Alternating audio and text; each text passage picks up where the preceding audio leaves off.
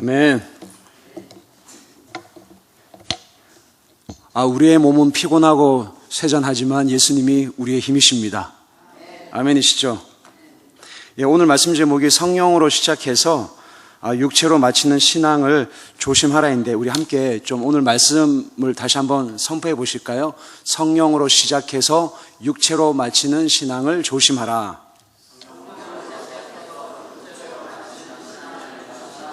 아멘.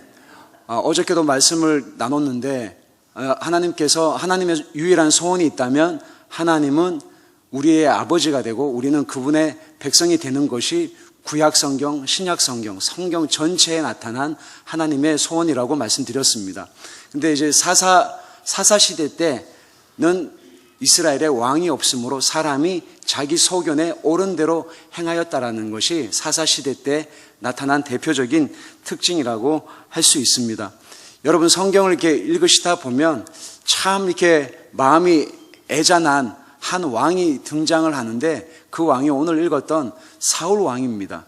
많은 분들이 사울 왕 그러면 하나님께 범죄한 왕, 그리고 하나님께 기름 부음을 받고 이스라엘의 왕이 되었는데 망령되이 행해서 하나님으로부터 참 버림받은 참 안타까운 왕으로 기억들을 하시는데요. 사무엘상 10장 24절을 한번 보십시오. 사무엘상 10장 24절.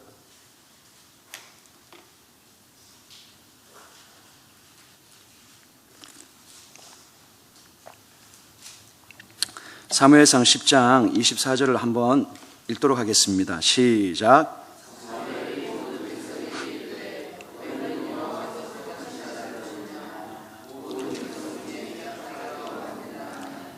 모든 백성이 왕의 만세를 외쳐 부르니라. 아멘. 처음부터 잘못한 사람은 없습니다. 처음부터 타락하거나 오염되거나 처음부터 하나님 말씀 앞에 순종하지 않는 그런 사람은 없습니다.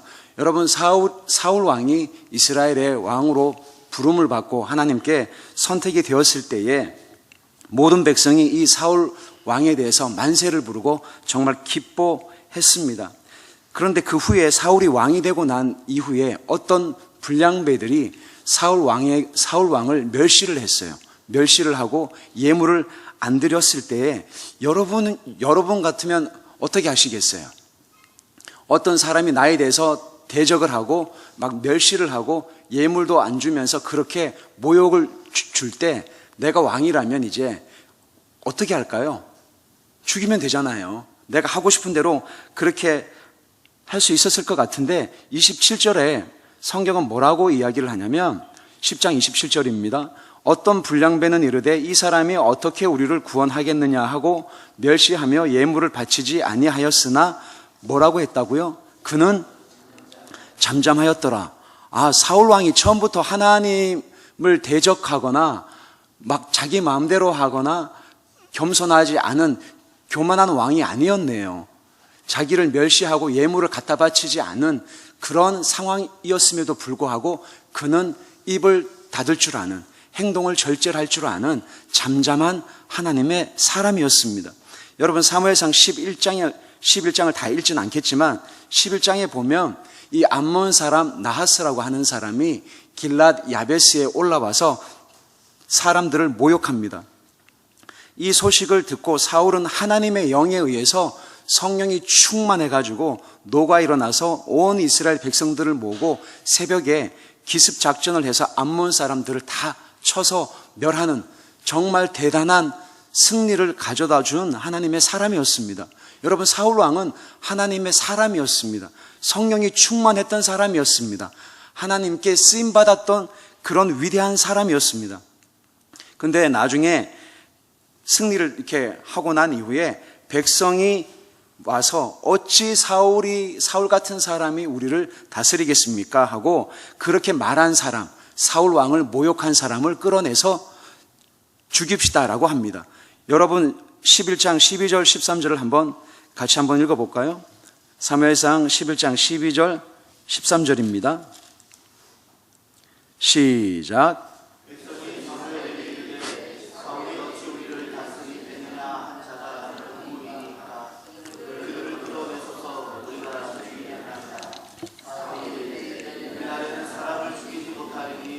여호와께서 오늘 이스라엘 중에 구원을 베푸셨습니다. 와, 대단하죠. 하나님께서 오늘 우리에게 승리를 베풀었는데 나를 모욕한 사람, 나를 멸시한 사람, 예물을 안 갖다 바친 사람, 그런 불량배들, 나를 대적한 사람들에 대해서 사울 왕이 관대함을 베풉니다. 오늘은 하나님께서 우리에게 구원을 베푸셨다라고 하나님의 하나님 되심을 선포하는 위대한 왕이었다라고 성경은 기록을 하고 있습니다. 얼마나 멋져요. 와, 정말 닮고 싶고, 정말 존경하는 위대한 사울 왕이었는데, 이 사울 왕의 바닥이 2년 만에 드러나는 사건이 오늘 읽었던 말씀입니다. 사울의 아들이 있었죠. 요나단이었는데, 이 요나단이 블레셋 수비대를 치는데, 이 소식을 들은 블레셋 사람들이 이스라엘을 치기 위해서 군사들을 모으고 대적하는 장면이 오늘 읽었던 말씀입니다. 근데 군사력에 있어서 이 블레셋 사람들의 군사력이 이스라엘의 10배가 되었어요. 병거가 3만이고 마병이 6천이고 백성은 해변의 모래와 같이 많다라고 하면서 이를 들은 이스라엘 백성들이 13장입니다. 13장 6절을 보십시오. 6절, 7절 함께 읽겠습니다. 시작. 이스라엘 사람들이 위급함을 보고 절박하여 굴과 수풀과 바위 틈과 은밀한 곳과 웅덩이에 숨으며 어떤 히브리 사람들은 요단을 건너 갓과 길라 땅으로 가되 사울은 아직 길갈에 있고 그를 따른 모든 백성은 떨더라. 얼마나 무서웠을까요? 여러분, 우리는 그냥 사울 왕이 그냥 하나님의 말씀에 순종하지 않는 그런 하나님께 죄를 범한 그런 왕이었다라고 저희들이 그렇게 쉽게 단정하시기 전에 말씀을 읽어보면 그 상황이 얼마나 위급했을까요? 그죠? 그를 따르는 모든 백성이 떨 정도였고 이스라엘 백성들을 치기 위해서 올라온 블레셋 사람들의 이 군사력이 이스라엘 백성들의 10배가 되었습니다.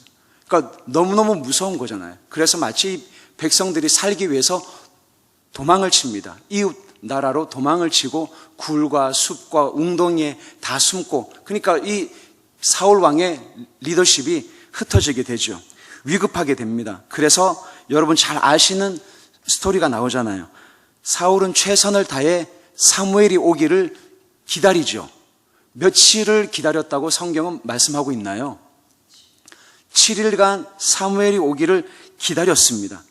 7일 동안 기다렸는데 사무엘이 오지를 않자 사울이 참다가 왕으로서는 해서 안 되는 제사장만이 제사를 드릴 수 있는데 왕으로서 번제를 드리게 됩니다. 여러분들이 만약에 이 똑같은 상황이었다면 며칠 동안 기다릴 수 있으시겠어요? 저는 이 말씀을 묵상하면서 사울왕 정말 대단하다. 와, 7일 동안이나 사무엘이 오기를 기다린 이 사울왕을 보면서 정말 대단한 왕이었다라는 그런 생각을 했습니다. 아마 저라면 한 하루 정도 버티지 않았을까? 하루 정도. 왜 그렇죠? 위급하니까. 상황이 급해 보이잖아요. 죽을 것만 같고 백성은 흩어지고 막 걸어만 날 살려라 하고 여기저기 도망을 치고 웅덩이에 들어가고 수풀에 들어가고 바위에 숨고 하는, 여러분들이 그런 상황에 있는 리더였다면 여러분들 일주일 동안 기다릴 수 있으실까요? 저는 이 말씀을 보면서 나라면 한 하루 이틀 못 기다렸을 것 같아요. 근데 사울 왕이 일주일간이나 기다립니다. 근데 아니나 다를까 번제를 드리고 난 이후에 사무엘이 도착을 합니다. 여러분, 마치 성경은 이 이스라엘 백성들이 도망치고 다른 나라로 가고 하는 그거를 줌으로 쫙 비춰가지고 보여주는 게 아니라 마치 사울 왕이 어떻게 지금 이 상황을 대처하고 있는지를 확대해서 우리에게 뭔가를 말씀하고 있다라는 생각을 가지게 되는데요. 오늘 말씀에 특별히 이 말씀을 한번 같이 읽었으면 좋겠습니다. 특별히 13장 11절을 주목해서 11절 12절입니다. 사무엘상 13장 11절 12절을 주목해서 유의해서 한번 읽어보시기를 바랍니다. 11절 12절 시작.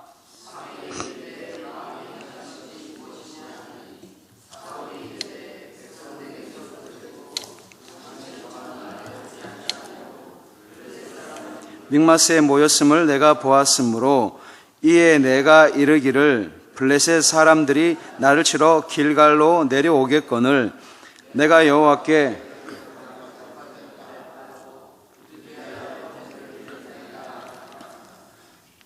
여러분 이 말씀을 정말 주의 깊게 밑줄을 치시고 별표를 꼭 해놓으십시오. 왜냐하면 저는 이 말씀을 읽으면서 이것이 제가 만든 말이긴 하지만 사울 컴플렉스라고 합니다. 사울 컴플렉스라고 하는 말이 뭐냐면 모든 상황과 환경이 나에게 불리하게 나를 대적하고 내가 원하는 대로 일이 진행이 안 되고 불리하게 움직이고 있을 때 위급함과 절박함에 있을 때 내가 마치 죽을 것만 같고 어떻게 해야 될지 모를 때 하나님의 음성을 기다리지 않고 하나님의 인도하심을 구하지 않고 나의 노련한 생각과 처세술과 판단력으로 어떤 일을 진행하려고 하는 컴플렉스를 사울 컴플렉스라 그럽니다. 하나님을 안 기다리는 거예요. 내가 볼 때 이렇게 하면 되겠다라고 너무 섣불리 성급하게 판단하게 되면 반드시 문제가 생기게 되는데 11절입니다. 뭐라고 이렇게 사울이 반응을 하는지 잘 들어보십시오. 사무엘이 이르되, 그러니까 사무엘이 온 거예요. 왕이시여 지금 무슨 일을 했습니까? 사무엘이 깜짝 놀라죠. 그러면서 사무엘이 묻습니다. 사무엘이 이르되 왕이 행하신 것이 무엇이냐 하니 사울이 이렇게 얘기합니다. 사울이 이르되 백성은 내게서 흩어지고, 잠깐 쉬시고요. 당신은 정한 날에 오지 아니하고 블레셋 사람은 믹마스에 모였음을 내가 보았으므로. 여러분 이 말씀을 이렇게 읽으시니까 뭐가 떠오르시죠? 아담과 하와가 하나님께 범죄하고 난 이후에 반응했던 그 반응이 오버랩이 안 되십니까? 어저께 새벽에 아브라함이 약속한 그 땅에 기근이 들었으므로 먹는 문제와 듣는 문제를 해결하기 위해서 상황의 소리를 듣고 환경의 소리를 듣고 하나님이 가라고도 안 했는데 이집트로 내려갑니다. 그리고 그 먹는 문제를 해결하는데 백성은 내게서 흩어지고라고 사울왕이 이야기를 하죠. 내 탓이 아니라 누구 탓요? 백성 탓요. 백성이 지금 흩어지고 있잖아요. 지금. 두 번째, 당신은 정한 날에 오지 아니하고. 자기 상황을 설명하는 것 같지만 말씀을 잘 읽어보세요.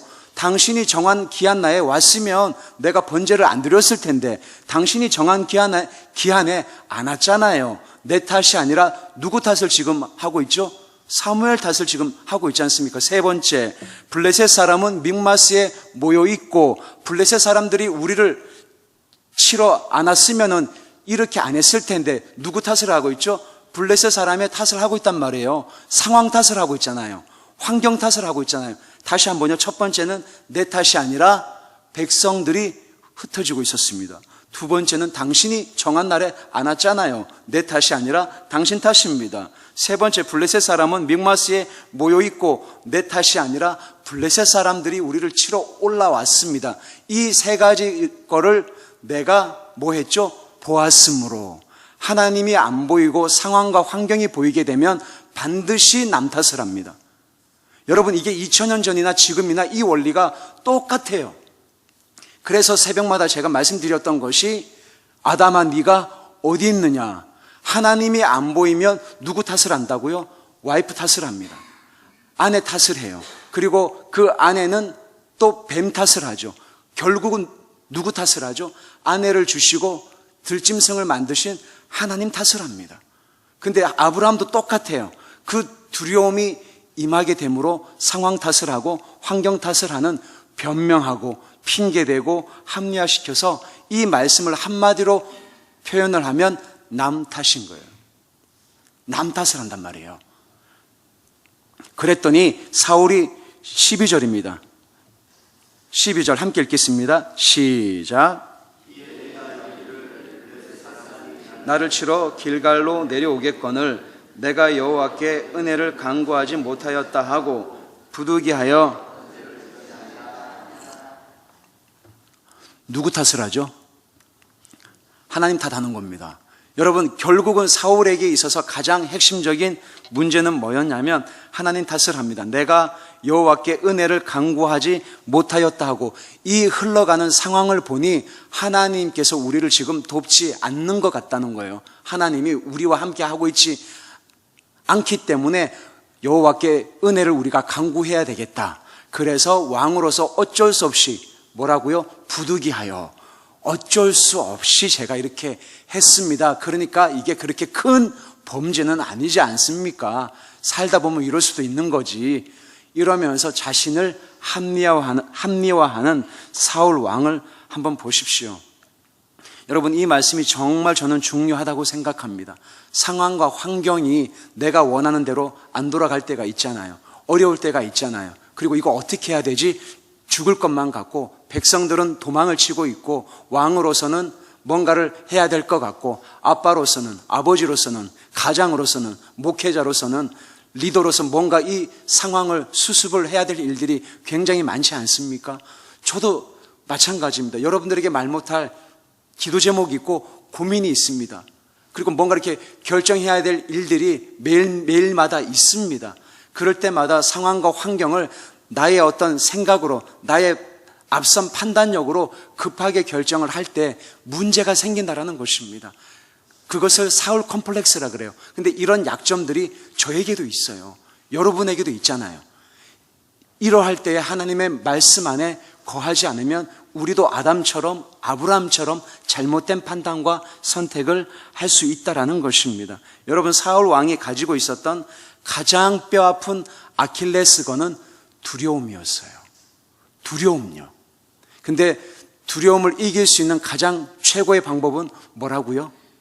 더 큰 두려움을 가지면 이깁니다. 그 더 큰 두려움은 하나님을 기억하는 것입니다. 나를 도우시는, 내 눈에 하나님이 안 보이고 내 귀에 하나님, 내 귀에, 그리고 내가 어떤 느낌을 못 느낄 때 우리는 두려워해요. 이 백성들처럼 이 백성들을 너무 여러분들이 나쁘게 보지 마세요. 저희들도 충분히 이런 상황이 되면 이렇게 반응할 때가 얼마나 많습니까? 안 그러세요?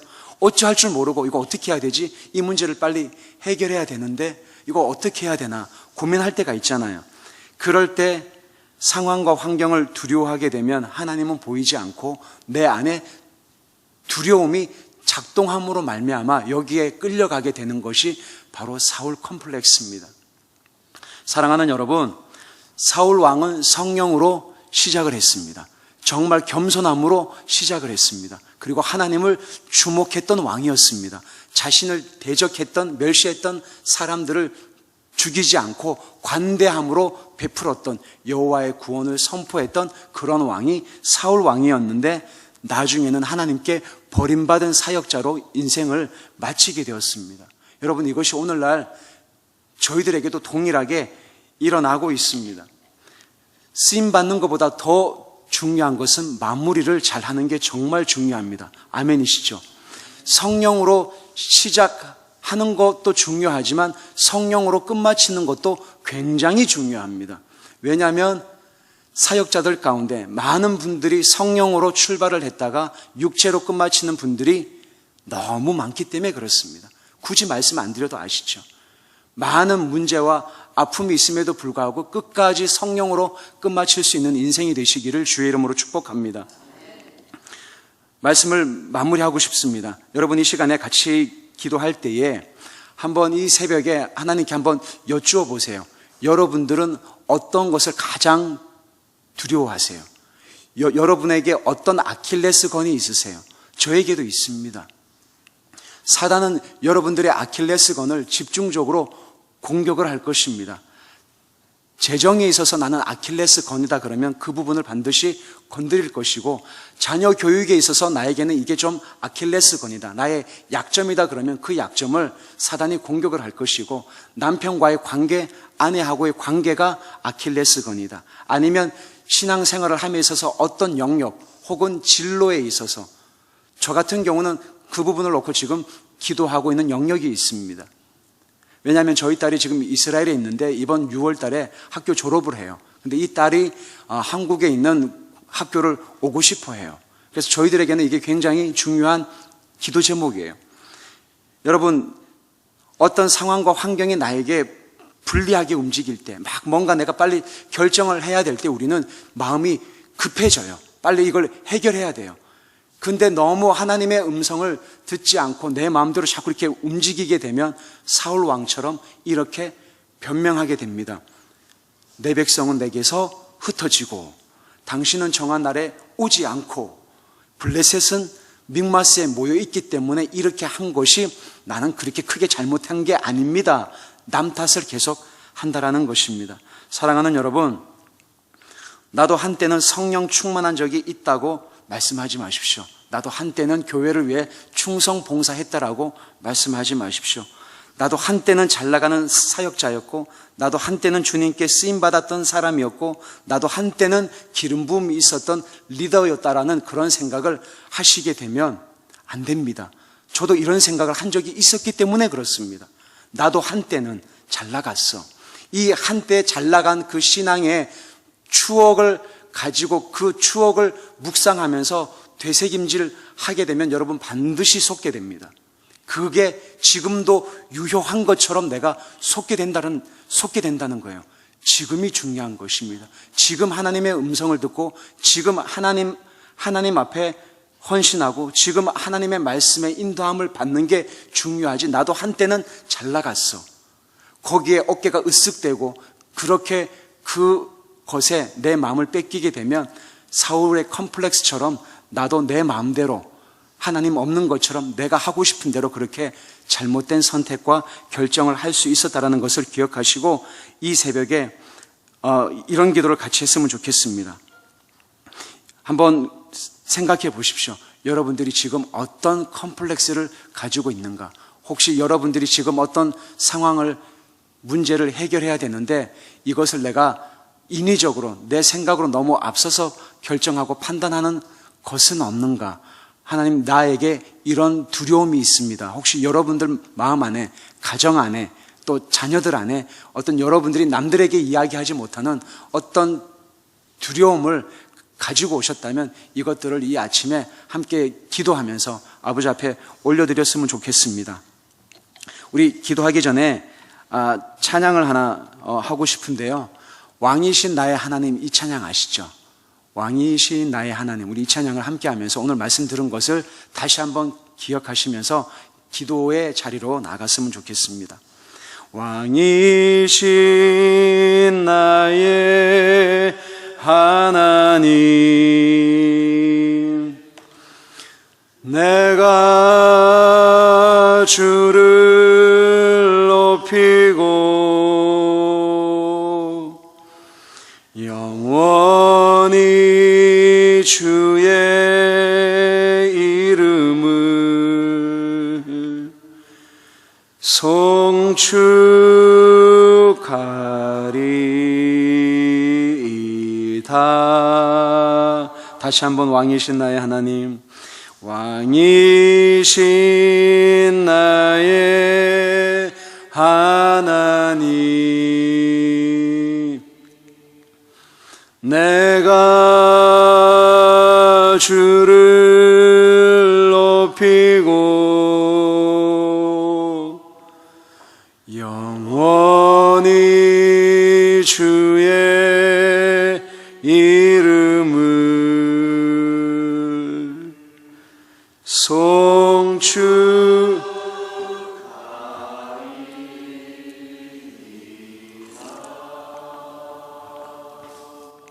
여러분에게 있어서 분명한 어떤 두려움이 있으실 거예요. 뭔가 빨리 결정해야 되고 선택해야 될 일들이 분명히 있으실 겁니다. 저에게도 있어요. 저의 장모님은 지금 마포 요양병원에 입원 중이십니다. 거의 병원에 5개월째 지금 84세신데 지금 병중에 계십니다. 또 가족은 지금 헤어져 있죠. 세원이는 퇴행성 턱관절염으로 아픔 가운데서 검정고시를 준비하고 있죠. 저 또한 뭔가를 결정해야 되고 움직여야 되고 뭔가를 해결해야 될 것 같은 저에게도 이런 위급한 상황이 있습니다. 문제가 없는 사람은 없어요. 다 뭔가를 선택하고 결정을 해야 됩니다. 때때로는 이것이 저에게 아킬레스건으로 움직일 때가 있습니다. 그러할 때마다 오늘 읽었던 말씀처럼 남 탓을 하면 안 됩니다. 상황 탓을 하면 안 됩니다. 이런 문제가 없는 사람은 우리가 다 가지고 있습니다. 그러할 때에 인내하고 기다리고, 하나님 어떻게 해야 될까요? 하나님 말씀해 주십시오. 하나님 우리 가정에게, 우리 자녀에게, 내 삶에게, 이 환경에 대해서 하나님 다시 한번 하나님의 이끄심을 제가 구합니다. 하나님 역사하여 주시옵소서. 내 마음대로, 내 생각대로 판단하지 않게 해 주십시오. 주님, 내가 뭐 하고 싶은 대로 이렇게 의사를 결정해서 일 처리를 하지 않도록, 오늘도 사울은 내가 보았으므로 상황과 환경을 보고 사울 왕이 선택한 것이 결국은 사울 왕의 아킬레스건이 되었습니다. 그래서 결국은 사울 왕이 폐위가 되고 하나님께 버림받은 사역자가 된 겁니다. 하나님, 저는 하나님께 버림받은 사역자가 되고 싶지 않습니다. 성령으로 시작해서 끝까지 성령으로 끝마치는 인생이 되기를 원합니다. 내 삶을 축복하여 주시옵소서. 이런 마음을 가지고 다 같이 한번 주여 한번 부르고 통성으로 기도하며 나아가겠습니다. 주여! 살아계신 하나님 아버지, 감사합니다. 이 아침에도 하나님, 오늘 저희들에게 말씀해 주신 것을 감사합니다. 하나님, 성령으로 시작해서 육체로 끝마치는 인생을 살기를 원치 않습니다. 하나님, 성령으로 시작해서 성령으로 끝마치는, 하나님께 버림받지 않는 사역자가 되기를 원하나이다. 하나님, 나의 생각과 마음의 생각들이 많지만, 분주하지만, 해야 될 일들이 많이 있지만, 하나님, 주님이 말씀하시고 인도하심 앞에 순종하기를 원하오니, 주님, 나의 눈을 열어주셔서 하나님의 영광을 보게 하시고, 나의 눈을 열어주셔서 하나님의 일하심을 볼 수 있도록 도와주시기를 원하나이다. 나의 귀를 열어주셔서 주의 음성을 듣게 해주십시오. 오 하나님, 나의 마음의 문을 열어주셔서 하나님께서 뭐라고 말씀하신지 듣기를 원하오니 주님 이끌어 주시기를 원합니다. 오 하나님, 충만하게 하여 주시옵소서. 주님, 사울 왕이, 오 하나님, 이 사울 왕의 이 모습이 나의 모습일 때가 있습니다. 오 하나님, 도와주십시오. 나에게도 이런 아킬레스건이 있습니다. 나에게도 이런 두려움이 있습니다. 오 하나님 아버지, 하나님을 두려워하는 그 경외하는 마음이 내 삶을 충만하게 해주시기를 원하나이다. 아버지, 자녀 교육에 대해서, 우리 가정에 대해서, 우리 진로에 대해서, 오 하나님 아버지, 내가 아버지 어떻게 해야 될지 주님 고민하고 갈등하는 영역이 있습니다. 하나님 찾아오셔서 이 부분에 대해서 말씀해 주십시오. 이 부분에 대해서 하나님, 사랑하는 아내에게, 아버지 사랑하는 세원에게, 우리 보배에게 주님 말씀해 주시기를 원하나이다. 하나님, 어떻게 해야 될지 주님, 이러할 때 나의 위급한 상황을 보고 내가 함부로 결정하지 않도록 도와주시기를 원하나이다. 하나님의 하나님 되심을 인정하고 하나님께서 이끌어 주실 것을 기대하는 마음으로 나가기를 원합니다.